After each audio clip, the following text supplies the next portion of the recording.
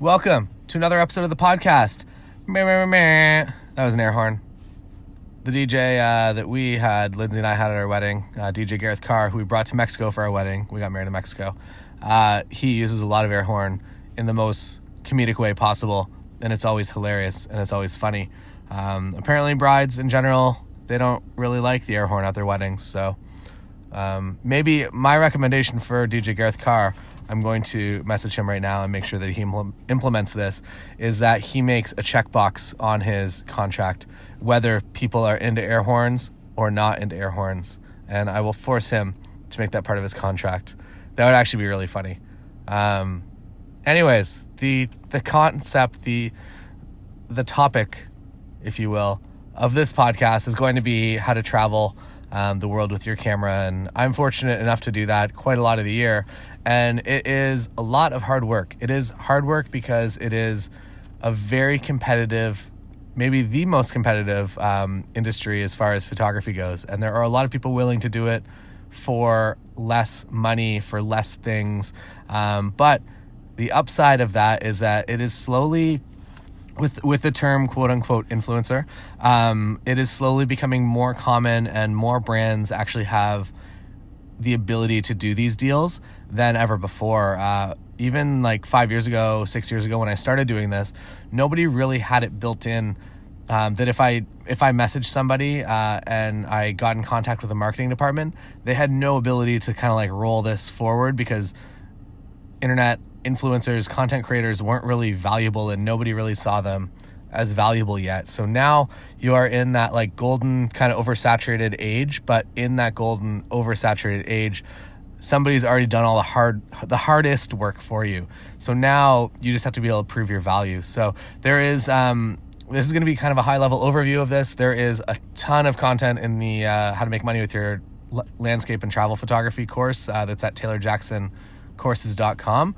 And if you do have that course, there is just like a lot of detail. There's a subsection called how to travel the world for nearly free with your camera, and pretty much what that does is it just gives you a breakdown. It gives you templates, it gives you scripts to use when you're emailing these companies. What I'm going to talk today about is just kind of a high level overview, the framework, the mindset that you should be in before you kind of go into this market. But above all else, I've said it before that there are really no rules when it comes to this style of photography. So as long as you can be doing good things, or I guess the above all else, as long as you can be creating great value for somebody, and that goes like back home for your clients back here, for travel clients, for hotels, for airlines, for whoever you come in contact with and whoever uses your services, as long as you can be creating great value for them, I think that is by far the most important part.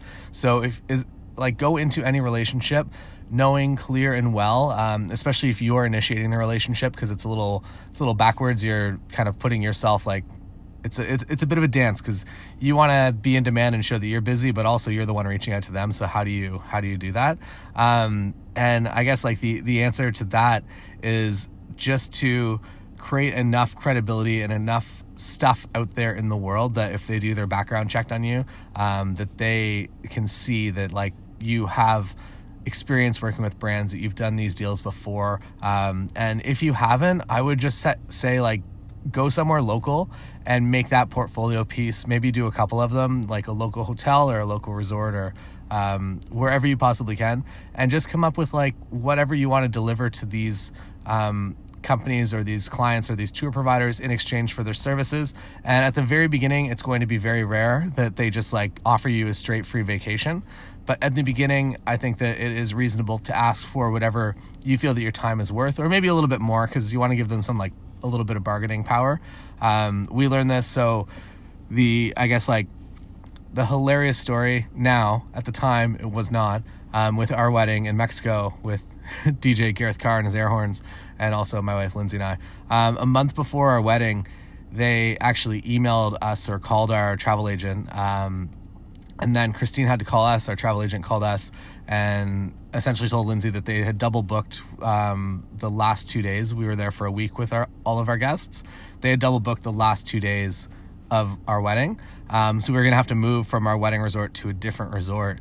And in kind of this process, I think that they did a little bit of a background check and realized like that we were all either wedding industry professionals or that we had like a travel show and all kinds of different things. So this was, I guess, like the first time that I had ever been advised by our lawyer to ask for way more things than we actually wanted.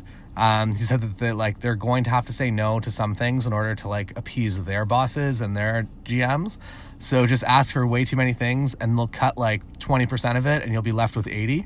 But if you only ask for 80, they're going to cut 20 of it and you're going to be only left with 60. The math on that is wrong, but you understand what I'm saying, that you have to ask for more in order for them to like kind of agree to a little bit less terms. The other thing that I've done a lot in the past is that I'll come up with different packages, similar to how you do like a wedding package rate, that you'd have something that includes all of these things, something that includes all of these, something that does this. So I'll do that and I'll offer them like, so for 3 nights, like this is what I can do. For 2 nights, this is what we can do. For a week, this is what we can do. And then if, depending on, I guess, like the situation, you have to do your background research on who you're contacting. If they are connected with other local hotels, or if there's like an owner that owns a bunch of different properties, that if you can do something for like all of those properties while you're in that city, you can create a lot of good, valuable content in a very short period of time.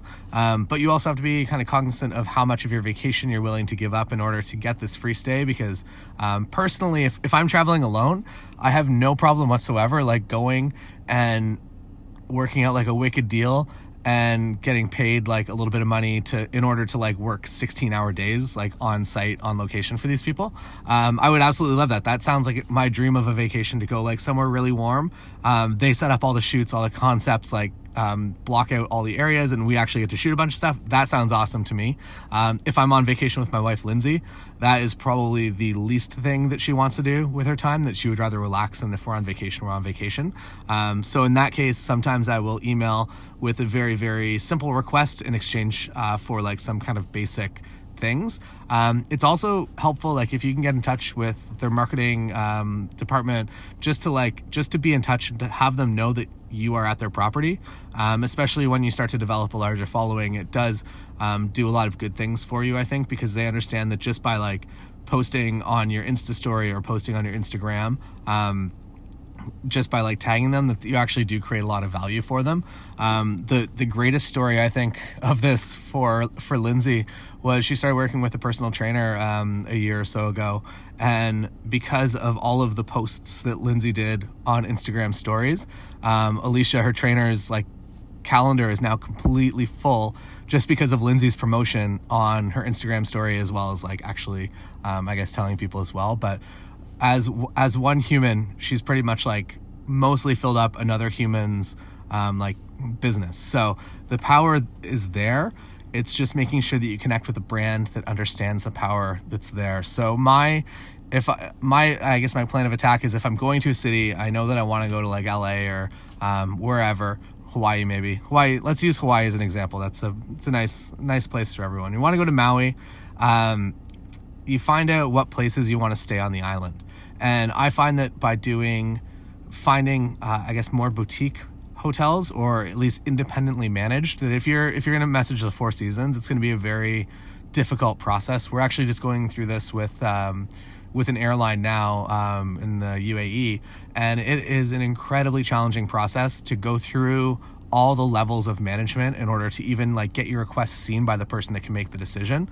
But if you're messaging a boutique hotel and it's like the GM, a marketing director, and then like the receptionist, if the receptionist gets that email, they are within like 5 feet of the person that you need to be talking to. The other direct way you can get into it is on Twitter. Just contact the brand on Twitter, and if they're managing their own social media, even if they're not, they'll still probably pass it through.